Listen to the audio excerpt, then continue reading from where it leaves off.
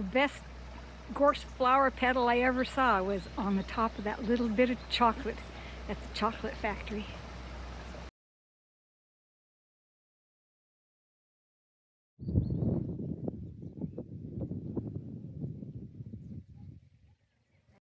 Jackrabbit. Okay, it's not a jackrabbit, a hare. Come on, little rabbit, hop. I got a new tablecloth. I just had to.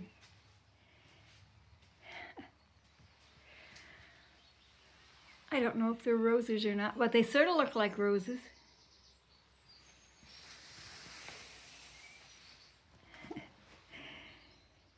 Yeah. Denoxes and got some vinyl tablecloth covering.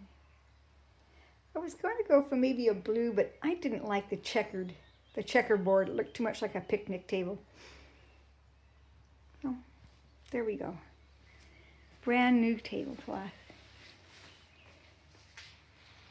I've made myself a sleeping platform. I took 4 of these buckets, the empty feed supplement buckets. 1 on each corner, and got this old door out of the empty shed building next door and set it on top.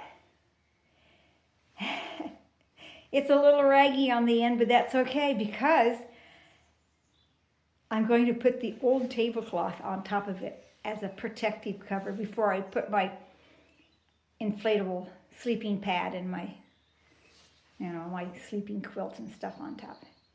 I just decided, getting up off the floor, a little platform would be nice.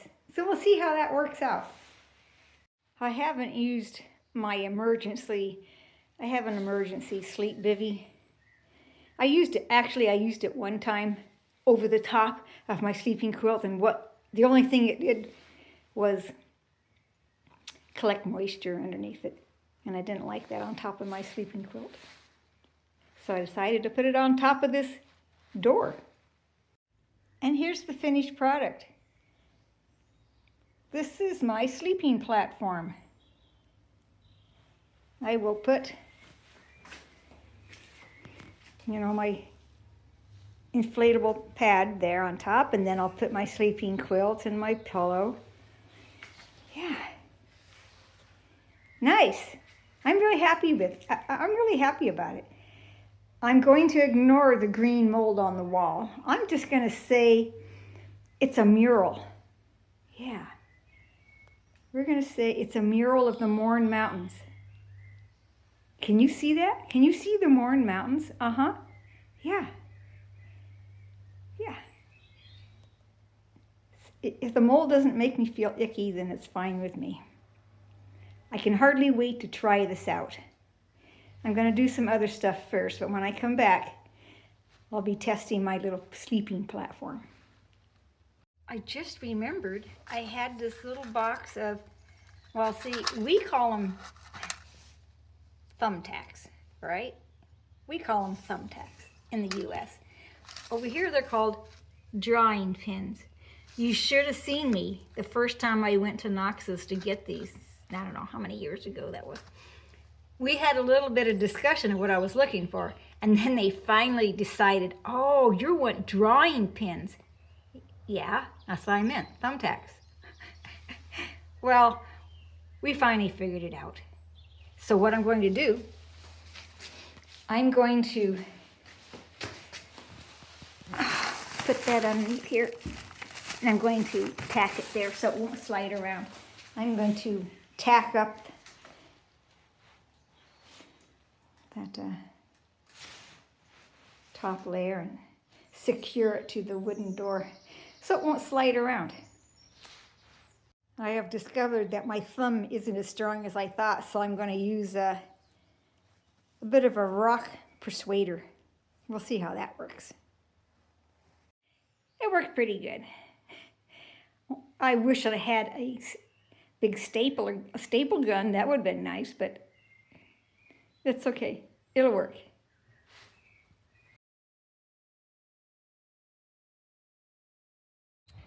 Last night I was told to take the black bin down to the end of the driveway for Tuesday morning collection. Well, I promptly spaced that out until 5:30 this morning, where I leaped out of bed, grabbed the black wheelie bin, raced down the driveway in my lounging pants, shirt, flip-flops, no jacket, in the light rain, to put it down there at the end of the driveway. Phew, that was close. But, and here's the big but, today is not Black Willy Bin Day. Today was Blue Bin Day. And the only reason I know that, well, there's a couple of reasons I know that, because I took the binoculars later on in the morning, and I see that the neighbors have a blue bin, not a black bin. And I looked it up online, gave the address, and yes indeed, this Tuesday is Blue Bin Day. Next Tuesday is Black Bin Day. So now that the whole world knows that I'm an idiot and took the wrong bin down there, I have to walk back down and fetch it back up. Maybe nobody will see me, do you think? I don't think I can get that lucky. My bin of shame. Besides, that looks gray to me. Doesn't that look gray? But who am I to quibble? So here I am, wheeling the bin back to the house. Oh boy.